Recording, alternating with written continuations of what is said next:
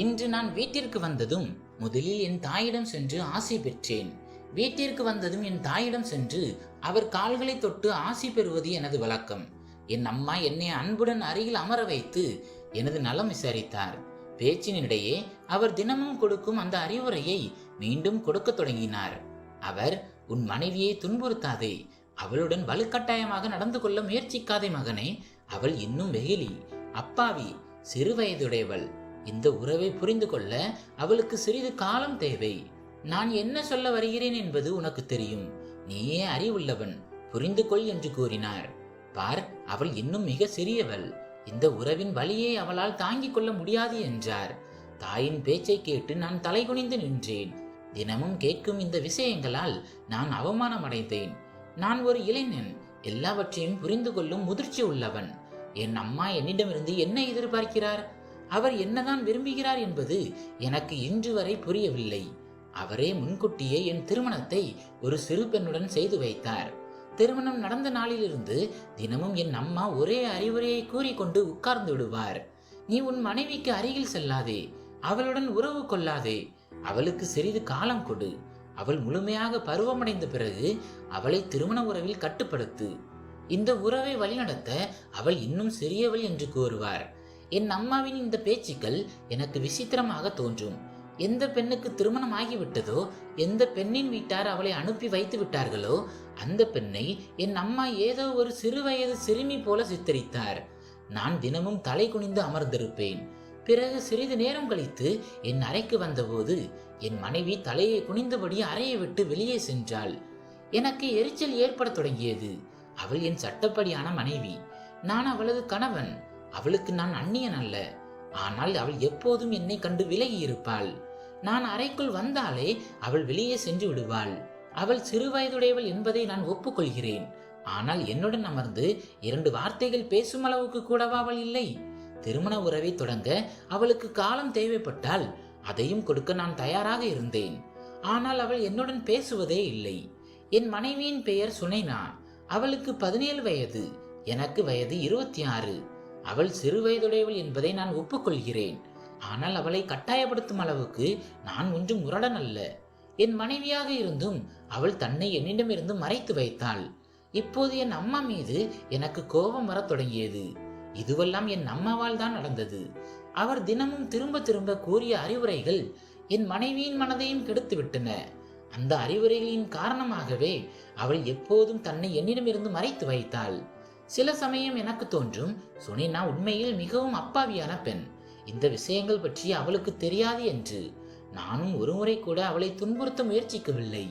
அவள் என்னை கண்டு மிகவும் பயப்படுவாள். இருப்பினும் அவள் என் மனைவி. அவள் மீது எனக்கு உரிமை இருந்தது. இரவில் நாங்கள் ஒரே அறையில் தூங்குவோம். என் மனைவியை எனக்கு அருகில் இவ்வளவு நெருக்கமாக பார்த்த பிறகு சில இரவுகள் எனக்கு தூக்கமே வராது. ஆனால் என் அம்மாவின் சத்தியத்திற்கு முன் நான் நிராதரவானேன். நான் அவளை தொடக்கூட முடியாது. என் அம்மாவின் கூற்றுப்படி என் மனைவிக்கு இன்னும் 1 வருடம் காலம் கொடு, அவள் 18 வயது ஆகும் வரை அவளுடன் எந்த உறவும் வைத்துக் கொள்ளாதே என்றார். ஆனால் ஒரு விஷயம் எனக்கு புரியவில்லை. அவளுடன் உறவை வைத்துக் கொள்ள முடியாது என்றால் என் அம்மா ஏன் அவளுக்கு என்னை திருமணம் செய்து வைத்தார்? இன்னும் சில ஆண்டுகள் காத்திருந்து பிறகு திருமணம் செய்திருக்கலாமே. திருமணமான முதல் இரவும் என் அம்மா இதே போல் என்னை தன் அறைக்கு அழைத்ததை நான் நினைவு கூர்ந்தேன். நான் என் தாயின் அறைக்கு சென்றபோது அவர் என்னை அருகில் அமர வைத்தார். எனக்கு முகத்தரிசன பரிசை காட்டினார்.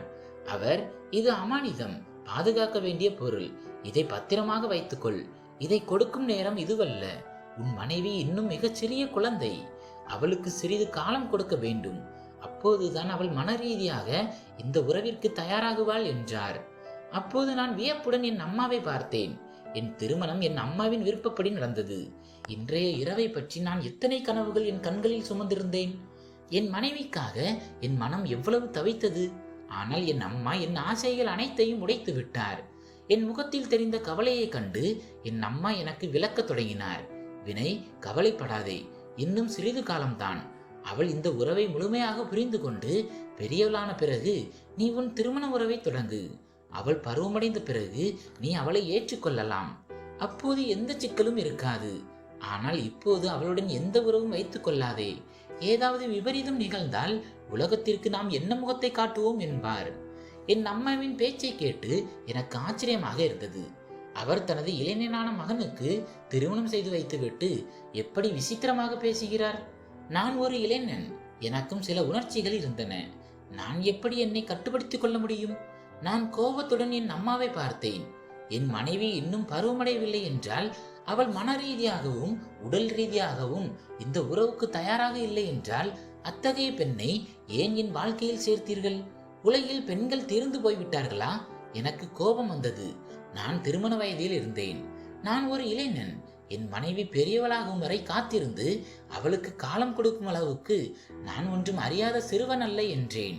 என் பேச்சை கேட்டு என் அம்மா பார்வையை மறைத்து கொண்டு, திருமணத்தை அவசரமாக செய்ய வேண்டியது என் கட்டாயம். பெண் மிகவும் அழகானவள் மற்றும் அப்பாவியானவள், ஆனால் அனாதை.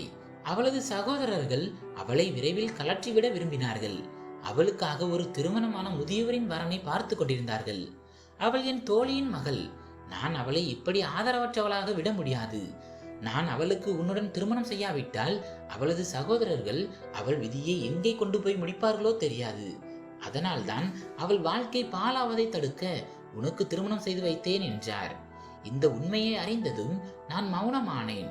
என் அம்மா அன்புடன், நீ என் பேச்சை மதிப்பாய் என்று நம்புகிறேன். உன் மனைவியிடம் இப்போதைக்கு எதையும் சொல்லாதே. அவளிடமிருந்து இடைவெளி விட்டு இரு. இந்த நேரத்தில் அவள் மிகவும் பயந்திருந்தாள். தாயின் இத்தகைய பேச்சை கேட்டு எனக்கு கோபம் வந்தாலும் நான் அதை தாங்கிக் கொண்டேன். ஏதோ ஒரு சிறுமியை நான் மணந்து அழைத்து வந்தது போல எனக்கு தோன்றியது. ஆனால் அறைக்குள் சென்று என் மனைவியை பார்த்தபோது நான் வியந்து போனேன். அவள் வயது குறைந்தவள் என்பது உண்மைதான். ஆனால் அவள் ஒரு வளர்ந்த பெண். அவளது அழகு என்னை ஈர்த்தன. மிக அழகான பெண். அவளை பார்த்தபோது என் மனம் கட்டுக்கடங்காமல் போனது. வயது குறைவாக இருந்தாலும் என்னுடன் பொருத்தமாகவே இருந்தாள்.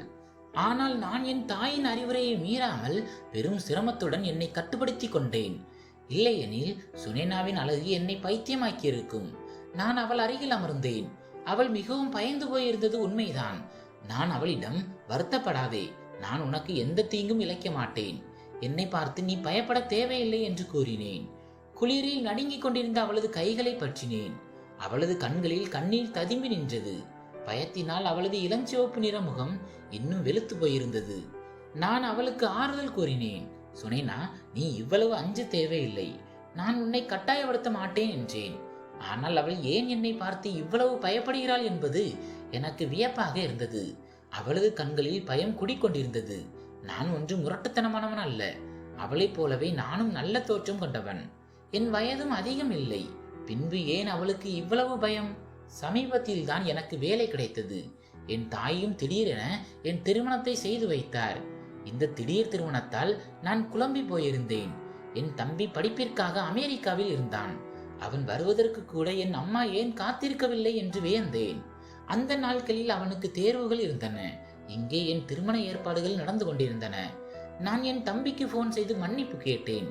ஆனால் அவன் மிகவும் அமைதியாக, பரவாயில்லை அண்ணா, எனக்கு எல்லாம் தெரியும். எனக்கு சில நெருக்கடிகள் இருப்பதால் என்னால் வர முடியவில்லை.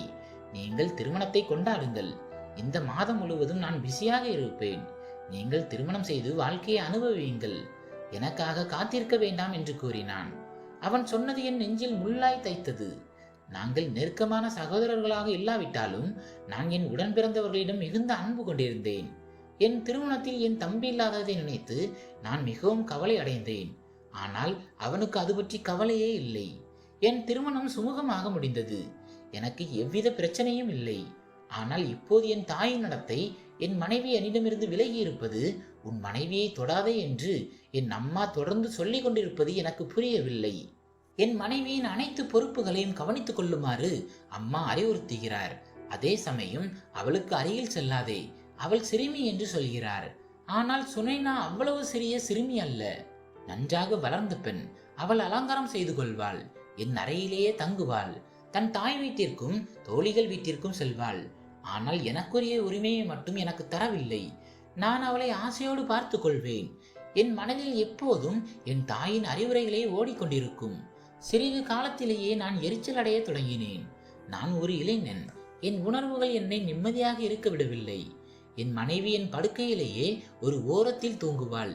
இரவு முழுவதும் எனக்கு தூக்கம் வராது. எல்லாவற்றையும் மறைந்து சுனைனாவை அணைத்துக் கொள்ள வேண்டும் என்று தோன்றும். ஆனால் என் தாயின் பேச்சை என்னால் மீற முடியாது. அவர்கள் அதை அறிந்தால் என் மீதான மரியாதை என்னவாகும் என்று அஞ்சி என்னை நானே தடுத்துக் கொள்வேன். இது என்ன மாதிரியான திருமணம்? மனைவியிடம் இடைவெளி விட்டு வாழ வேண்டியதாக இருக்கிறதே. அலுவலகத்தில் என் கவனம் இருப்பதில்லை. நான் வாழ்க்கையில் அமைதியை விரும்பினேன்.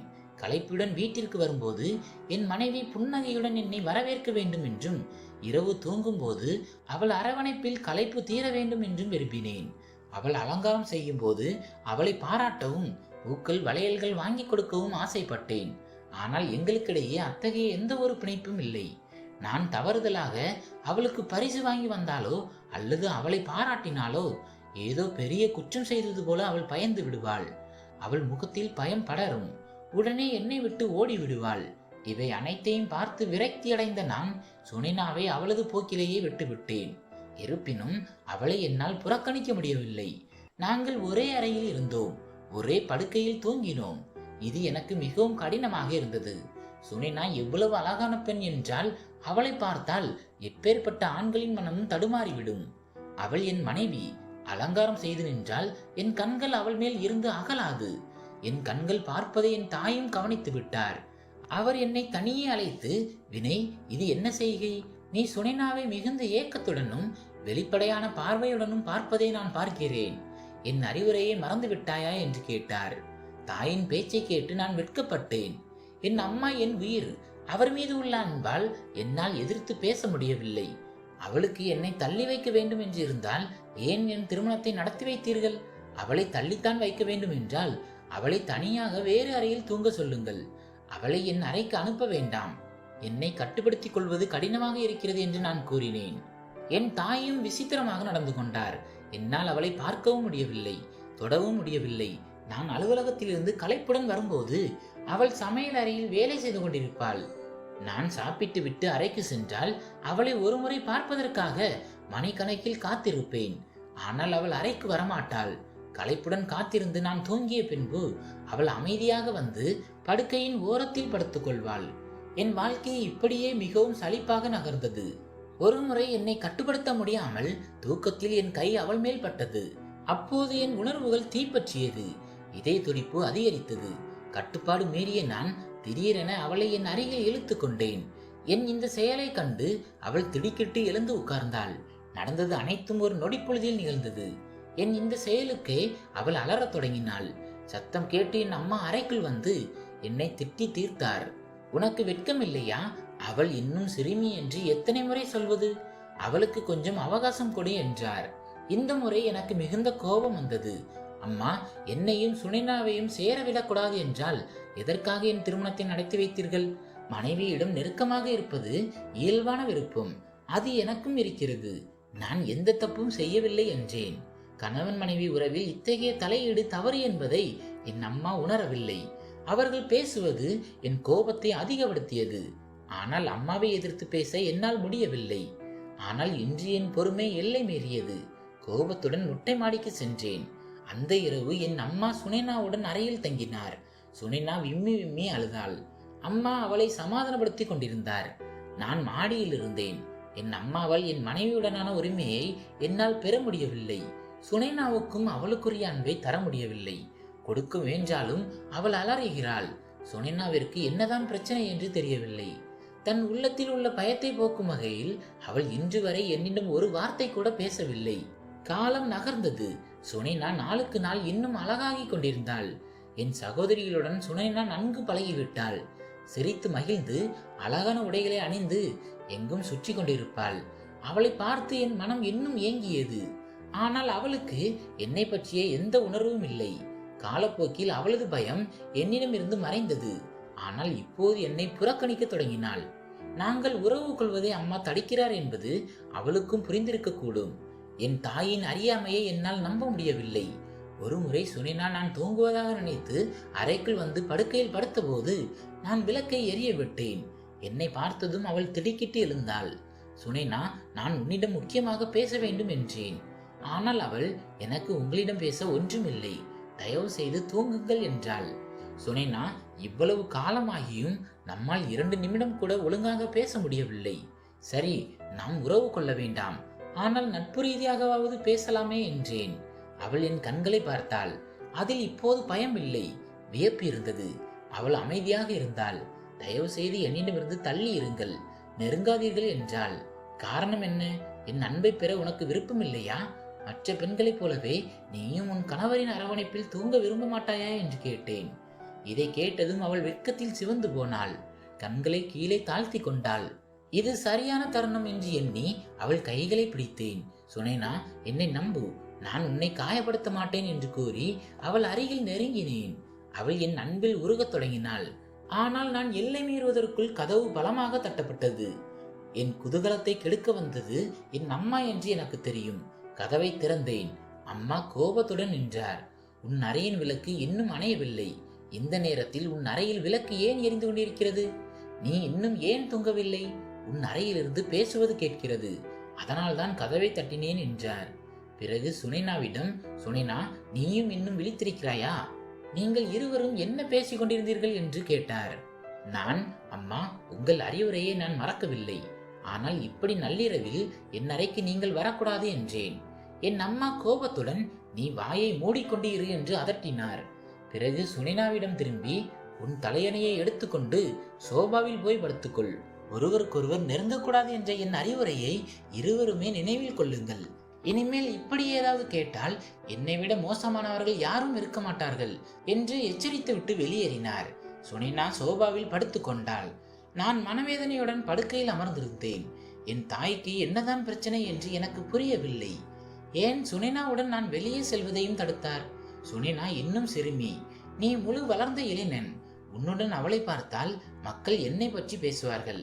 அதனால் அவளை வெளியே அழைத்து செல்லாதே என்று கட்டுப்பாடு விதித்தார். சுனேனாவும் என் தாயின் பேச்சை அப்படியே கேட்டுக்கொண்டு என்னுடன் வர மறுத்தாள். என் நண்பர்கள், நீ உன் மனைவியின் பேச்சை கேட்டு நடப்பவன், அவளை வெளியே அழைத்து வரக்கூட உனக்கு துணிச்சல் இல்லையா என்று கேலி செய்ய தொடங்கினார்கள். ஒரு நாள் நான் கோபத்துடன் சுனேனாவிடம், தயாராக இரு, இன்று உன்னை என் நண்பன் வீட்டு விருந்துக்கு அழைத்து செல்கிறேன் என்று கூறிவிட்டு குளிக்க சென்றேன். திரும்பி வந்தபோது சுனேனா அறையில் இல்லை. மற்றொரு அறையில் என் தாயிடம் பயந்து அமர்ந்திருந்தாள். அம்மா ஏதோ கோபமாக பேசிக் கொண்டிருந்தார். நான் உள்ளே சென்றதும் அம்மா என்னை பார்த்து, சுனேனாவை வலுக்கட்டாயமாக அழைத்து செல்ல முயற்சிக்காதே, அவள் இன்னும் அப்பாவி, அந்நியர் வீட்டுக்கு சென்றால் பயந்து விடுவாள் என்றார். இதை கேட்டு சுனேனா மீது எனக்கு கோபம் வந்தது. ஒவ்வொரு விஷயத்தையும் ஏன் அம்மாவிடம் சொல்லிக் கொண்டிருக்கிறாய்? அமைதியாக என்னுடன் வந்திருக்கலாமே, அம்மாவுக்கு தெரிந்திருக்காது என்றேன். சுனேனா நடுங்கினாள். இந்த முறை நான் அம்மாவின் கோபத்தை பொருட்படுத்தாமல், அம்மா, சுனேனா என் மனைவி, நான் அவளை தனியாக விட மாட்டேன். என் நண்பன் அமித் நல்லவன், என்னால் அவனை மறக்க முடியாது என்றேன். என் கோபத்தை கண்ட அம்மா சற்றே தணிந்து, மகனே, நீ புத்திசாலி, என் சூழ்நிலையை புரிந்து கொள். சுனேனாவை உனக்கு மனமுடித்து கொடுத்தது என் கட்டாயம். தயவு செய்து சிறிது காலத்திற்கு உனக்கு ஒரு மனைவி இருக்கிறாள் என்பதையே மறந்துவிடு. நீ கொஞ்சம் பொறுமையாக இருக்கக்கூடாதா என்றார். தாயின் வார்த்தைகளை கேட்டு நான் அதிர்ந்து போனேன். தன் மகனுக்கு திருமணம் செய்து வைத்துவிட்டு உன்னை இன்னும் தனிமையானவன் என்று நினைத்துக்கொள் என்று எப்படி சொல்ல முடிகிறது?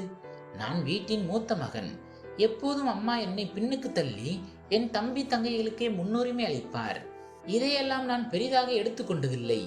அம்மாவை மதிப்பவன் என்பதால் அவர் சொல்வதை கேட்டு வந்தேன். ஆனால் திருமணத்திற்கு பிறகு அம்மாவின் நடத்தை எனக்கு வேதனையே தருகிறது. அம்மா, நான் அவளை புரிந்து கொள்ள முயல்கிறேன். நாங்கள் இருவரும் பழகினால்தான் பயம் நீங்கி எங்கள் கணவன் மனைவி உறவு மேம்படும். என் நண்பர்கள் என் திருமணத்தை பற்றி தெரிந்துதான் அழைப்பு விடுக்கிறார்கள். அமித் என் நெருங்கிய நண்பன். என் மனைவி வராததால் அவன் வருத்தப்படுகிறான். நான் அவளை ஒன்றும் செய்துவிடப் போவதில்லை என்று கூறினேன்.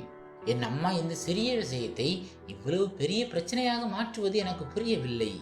உன்னால் சுனேனாவின் சிறு வயது காரணமாக பாதுகாப்பாக இருக்க சொன்னார் என்று நினைத்தேன். ஆனால் இப்போது அம்மாவின் பேச்சுக்கள் எனக்கு விசித்திரமாக தோன்றின. கோபத்துடன் என் அறைக்கு சென்றேன். மிகுந்த துக்கத்துடன் என் தந்தையை பற்றி நினைக்க தொடங்கினேன். என் தந்தையை மிக சிறு வயதிலேயே இழந்து விட்டேன். ஆனால் எங்கள் குடும்ப சொத்துக்களால் எங்களுக்கு எந்த தட்டுப்பாடும் இருக்கவில்லை. என் தந்தைக்கு நான் மிகவும் செல்ல பிள்ளை. ஆனால் அவர் இறந்த பிறகு நான் அனாதையானேன். அப்பா இறந்தபோது எனக்கு வயது 6 தான். அம்மா மற்ற உடன் பிறந்தவர்களுக்கே அதிக அன்பு காட்டினார் என்று நான் எப்போதும் உணர்வேன். நான் புகார் செய்தால், நீ பெரியவன், அவர்கள் சிறியவர்கள், அப்பாவின் இழப்பை அவர்கள் அதிகம் உணர்கிறார்கள் என்று சொல்லி விடுவார். நான் அழுது கொண்டே மௌனமாகி விடுவேன். ஆனால் நான் வளர வளர அம்மா வேண்டுமென்றே என்னை புறக்கணிப்பதையும் மற்றவர்களுக்கு அதிக கவனம் செலுத்துவதையும் தெளிவாக உணர முடிந்தது. என் நிறம் என் தந்தையைப் போல கொஞ்சம் மாநிறமாக இருந்தது. ஆனால் அம்மா மற்றும் மற்ற உடன் பிறந்தவர்கள் நல்ல நிறமாக இருந்தனர். இதனால் ஏற்பட்ட தாழ்வு மனப்பான்மையால் நான் தனிமையில் ஒதுங்க தொடங்கினேன். மற்ற உடன் பிறந்தவர்களுடன் எனக்கு புரிதல் இல்லை. அம்மாவிற்கு என்னை பிடிக்கவில்லை என்று நினைக்க தொடங்கினேன். நான் இங்கேயே படித்துக் கொண்டிருந்த போது என் தம்பியை அம்மா சிறு வயதிலேயே படிக்க அமெரிக்காவுக்கு அனுப்பிவிட்டார். அப்போது எனக்கு அநீதியாக தோன்றியது. நீ பெரியவன், இந்த வீட்டிற்கு ஒரு ஆண் தேவை, அவன் சிறியவன், அவனுக்கு பொறுப்பில்லை என்று அம்மா சமாதானப்படுத்தினார். ஆனால் என் திருமணத்திற்கு பிறகு அம்மாவின் நடவடிக்கைகள் விசித்திரமாக மாறின. நான் சுனைனா மீது கோபமடைந்தேன். அவள் என் மனைவி, என் வீட்டில்தான் இருக்கிறாள். ஆனால் எப்போதும் அம்மாவுடனேயே ஓடிக்கொண்டிருக்கிறாள். விருந்து தொடர்பான விஷயத்தில் அம்மா சுனைனாவிடம் செய்த நாடகம் என்னை எரிச்சலடைய செய்தது. கோபத்துடன் கிளம்பி என் நண்பன் அமித்தின் வீட்டிற்கு சென்றேன். அமித் ஏன் சுனைனாவை அழைத்து வரவில்லை என்று கேட்டான். அவளுக்கு உடல்நிலை சரியில்லை என்று பொய் சொன்னேன். ஆனால் அமித் என் கண்களை பார்த்தே உண்மையை உணர்ந்து கொண்டான். உன் திருமணம் சாதாரணமாக இல்லை என்று எனக்கு தெரிகிறது, நீ மகிழ்ச்சியாக இல்லை என்றான். நான் பதில் சொல்ல முடியாமல் தலை குனிந்தேன். அமித்திடம் அம்மா மற்றும் சுனைனாவை பற்றி அனைத்தையும் கொட்டிவிட்டேன். என் நண்பன் அதிர்ந்து போனான். உன் அம்மா உன் மனைவியை உன்னிடம் சேர்க்க வேண்டியதற்கு பதிலாக ஏன் பிரிக்கிறார் என்று வியந்தான். அமித் சிரித்து கொண்டே, உன்னை பார்த்தால் எனக்கு சிரிப்பாகவும் கோபமாகவும் இருக்கிறது. ஒரு மனைவியை கையாள தெரியாதா? ஒரே படுக்கையில் தூங்கியும் அவளை நெருங்க கூட முடியவில்லையே. உன் மனைவி சிறியவள் என்று நீயே சொல்கிறாய். ஆனால் இத்தனை நாள் நீ எப்படி அவள் இன்றி இருந்தாய் என்றான். அவளிடம் நான் எப்படி என் அன்பை பெற முடியும் என்று கேட்டேன். அமித் ஒரு விசித்திரமான ஆலோசனையை கொடுத்தான். அதை கேட்டு நான் பயந்து போனேன். இல்லை, என்னால் அதை செய்ய முடியாது என்றேன். நீ பயந்தால் உன் மனைவி இப்படிதான் பிடிவாதம் பிடிப்பாள். அவள் திருமணமானவள், சிறுமி அல்ல. உன் அம்மா உன்னை வாழ்நாள் முழுவதும் பிரம்மச்சாரியாகவே வைத்திருப்பார் போல் இருக்கிறது என்றான். அன்று இரவு வீட்டிற்கு வந்ததும் சுனைனா தூங்கிக் கொண்டிருந்தாள். அவளை பார்த்தபோது என் ஏக்கத்தை என்னால் கட்டுப்படுத்த முடியவில்லை. எங்கள் திருமணம் முடிந்து 3 மாதங்கள் ஆனது. அந்த சிறிய ஒளியில் அவளது அழகு என்னை பைத்தியமாக்கியது. நான் தாயின் அறைக்கு சென்றேன். அவர் எனக்காக காத்திருந்தார். எங்கே சென்றாய்? உனக்கு எத்தனை முறை போன் செய்தேன் என்று கேட்டார். நண்பன் வீட்டிற்கு சென்றேன் என்றேன். என் அம்மா நாளை ஞாயிற்றுக்கிழமை, அதனால் என் சகோதரி வீட்டிற்கு செல்ல போகிறேன் என்றார். அடுத்த நாள் அம்மா தனது சகோதரி வீட்டிற்கு சென்றிருந்தார். வீட்டில் யாரும் இல்லை. இதுவே சரியான தருணம் என்று கருதி நண்பனின் ஆலோசனையின்படி அம்மாவிற்கு கொடுக்க போகும் பாலில் தூக்க மாத்திரையை கலந்தேன். வீட்டிற்கு திரும்பிய அம்மா மாத்திரை கலந்த பாலை குடித்துவிட்டு ஆழ்ந்த உறக்கத்தில் சென்றார். நான் நிம்மதியாக சுனைனாவின் அறைக்கு சென்றேன். அவள் பயந்து அலற முயன்றாள். ஆனால் அம்மா ஆழ்ந்த உறக்கத்தில் இருந்ததால் அவளது அலறல் யாருக்கும் கேட்காது. நான் அவளுக்கு தைரியம் சொல்லி என் மனைவியாக அவளை ஏற்றுக்கொண்டேன். நீண்ட நாட்களாக தள்ளி வைக்கப்பட்டிருந்த எங்களின் திருமண பந்தம் அன்று இரவு நிறைவேறியது. என் அன்பை பெற்ற பிறகு அவளுள் இருந்த பயம் முழுமையாக நீங்கியது. அன்று இரவு அவள் என்னுடன் மகிழ்ச்சியாகவே இருந்தாள். ஆனால் மறுநாள் காலை எழுந்தபோது சுனைனா அமைதியாகவும் அம்மா மிகுந்த கோபத்துடனும் இருந்தனர். அம்மா என்னை திட்டி, உனக்கு தடை போட்டிருந்தும் ஏன் அவளுடன் வலுக்கட்டாயமாக நடந்து கொண்டாய் என்று கேட்டார். சுனைனா அழுகையுடன் இருந்தாள். அவளது கண்கள் வீங்கி இருந்தன. நான் செய்த செயலுக்கு வெட்கப்பட்டேன். ஆனால் அது எங்கள் உரிமையின் அடிப்படையில் நடந்தது என்றேன். ஆனால் அம்மா, இப்போதே அவளுக்கு விவாகரத்து கொடு, நீ அவளுக்கு தகுதியற்றவன் என்று அதிரடியாக கூறினார். நான் அதிர்ச்சியில் உறைந்து போனேன். சுனைனாவும் பயந்து போய், வேண்டாம், என்னை விவாகரத்து செய்யாதீர்கள், நான் இனி அம்மாவிற்கு எந்த புகாரும் சொல்ல மாட்டேன் என்று கெஞ்சினாள். விவாகரத்து பெற்று வீடு திரும்பினால் அன்னிமார் தன்னை தங்கவிட மாட்டார்கள் என்று அவள் அழுது புலம்பினாள். அம்மா விவாகரத்து செய்வதில் பிடிவாதமாக இருந்தார். சுனைனா விவாகரத்து வேண்டாம் என்று கெஞ்சினாள். நான் குழப்பத்தில் வீட்டை விட்டு வெளியேறினேன். சுனைனா தன் பொருட்களை எடுத்துக்கொண்டு வேறொரு அறைக்கு சென்று விட்டாள். அம்மா தொடர்ந்து விவாகரத்து கொடுக்க சொல்லி அழுத்தம் கொடுத்து கொண்டே இருந்தார். என் மனைவியை நான் விவாகரத்து செய்ய மாட்டேன் என்று உறுதியாக கூறிவிட்டேன். அதே சமயத்தில் அமெரிக்காவிலிருந்து என் தம்பி திரும்பி வந்தான். அவனும் என்னிடம் வந்து, இவ்வளவு சிறிய பெண் இவ்வளவு சின்ன விஷயத்திற்கே இவ்வளவு பெரிய பிரச்சனை செய்கிறாள், விவாகரத்து கொடுத்துவிட்டு நிம்மதியாக இரு என்று ஆலோசனை கூறினான். ஆனால் நான் அவனை மறுத்துவிட்டேன். முன்பு வேண்டுமானால் நான் விவாகரத்து செய்திருப்பேன். ஆனால் இப்போது சுனைனாவை என்னால் பிரிய முடியாது. எங்கள் உறவு இப்போது பலமாகிவிட்டது. அவளும் விவாகரத்து விரும்பவில்லை என்று கூறிவிட்டேன். என் தாயும் தம்பியும் என்னை எதிர்த்தாலும் என் முடிவில் நான் உறுதியாக இருந்தேன். சுனைனாவை விவாகரத்து செய்யுமாறு குடும்பத்தினர் வற்புறுத்தினர். ஆனால் நான் பிடிவாதமாக மறுத்துவிட்டேன். அவர்கள் சுனைனாவை அறைக்குள் அடைத்து வைத்து என்னையும் அவளையும் சந்திக்க விடவில்லை. என் குடும்பத்தினரின் இந்த அறியாமையை கண்டு எனக்கு வருத்தமாக இருந்தது. யாரும் எனக்கு ஆதரவாக இல்லை.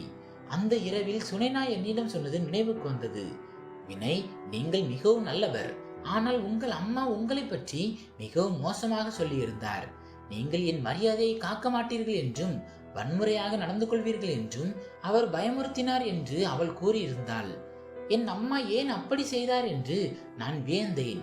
என் தம்பி வீட்டின் அமைதிக்காக அவளை விவாகரத்து செய்துவிடு என்றான். ஆனால் நான் மறுத்தபோது அவனே அம்மாவிடம் சண்டையிட்டான். அப்போதுதான் அந்த அதிர்ச்சிகரமான உண்மை வெளிப்பட்டது. உண்மையில் என் தம்பி சுனைனாவை காதலித்திருக்கிறான். ஆனால் அந்த நேரத்தில் அவன் வெளிநாட்டிற்கு செல்ல நேரிட்டது. சுனைனாவை தனக்காக வைத்திருக்குமாறு அம்மாவிடம் சொல்லிவிட்டு சென்றிருக்கிறான். ஆனால் சுனைனாவின் தாய் இறந்த பிறகு அவளது அண்ணிமார்கள் அவளை வேறு ஒருவருக்கு திருமணம் செய்து வைக்க முயன்றனர். அதை தடுக்க அம்மா என்னை தற்காலிக புகலிடமாக பயன்படுத்தி கொண்டு தம்பி வந்ததும் விவாகரத்து பெற செய்து அவனுக்கே திருமணம் செய்து வைக்க திட்டமிட்டிருந்தார். மேலும் சுனைனாவுக்கு 17 வயது இல்லை, 20 வயதை தாண்டிய பெண் அவள். இந்த உண்மையை அறிந்து நான் உறைந்து போனேன். எந்த தாயும் இப்படி செய்வார்களா? நான் என் அம்மாவிடம் இதை கேட்டபோது அவர் என்னை மேலும் அதிர வைத்தார். நீ என் மகன் அல்ல, உன் தந்தையின் முதல் மனைவியின் பிள்ளை. உன் தந்தை அனைத்து சொத்துக்களையும் உன் பெயரில் எழுதி வைத்துவிட்டு என் பிள்ளைகளை தவிக்க விட்டு விட்டார். எனவே அவர்களின் உரிமையை பெறுவதற்காகவே நான் உன்னை இப்படி பயன்படுத்தினேன் என்றார். இதை கேட்டு நான் அதிர்ச்சியில் திகைத்தேன். என் தந்தையின் சொத்துக்களால் என் தம்பி தங்கைகளை மகிழ்ச்சியாக வாழ்ந்தனர், நான் அல்ல. ஆனால் இப்போது அடுத்த நிமிடமே நான் அந்த சுயநலமிக்க மனிதர்களிடமிருந்து விலகி செல்ல முடிவு செய்தேன். நான் சுனைனாவிடம் சென்று, நீ என்னுடன் வாழ விரும்புகிறாயா அல்லது என் தம்பியுடன் செல்ல போகிறாயா என்று கேட்டேன். அவள், நான் உங்களுடனேயே வாழ விரும்புகிறேன் என்றாள். முதலில் அம்மா என்னை பற்றி தவறாக பேசியதால் அவள் பயந்திருந்தாள். ஆனால் உண்மை தெரிந்த பிறகு என்னுடன் இருக்கவே விரும்பினாள்.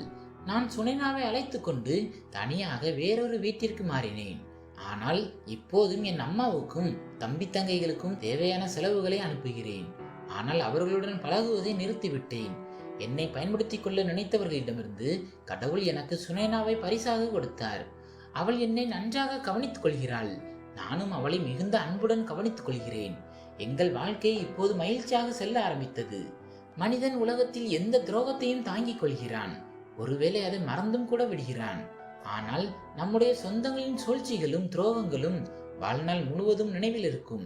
குறிப்பாக நீங்கள் யாரை உயிருக்கு மேலாக நேசிக்கிறீர்களோ, அவர்களுக்கு மிகுந்த மதிப்பும் மரியாதையும் கொடுக்கிறீர்களோ, உங்களை விட அதிகமாக அவர்கள் மீது நம்பிக்கை வைக்கிறீர்களோ, அவர்களே உறவுகளின் பெயரால் உங்களை பயன்படுத்தி கொண்டு உங்களுக்கு துரோகம் இழைக்கும் போது, அந்த உண்மை உங்களுக்கு தெரிய வரும்போது அது மிகுந்த வலியை தரும். அந்த வலி என் வாழ்நாள் முழுவதும் நீடித்துக் கொண்டிருக்கிறது.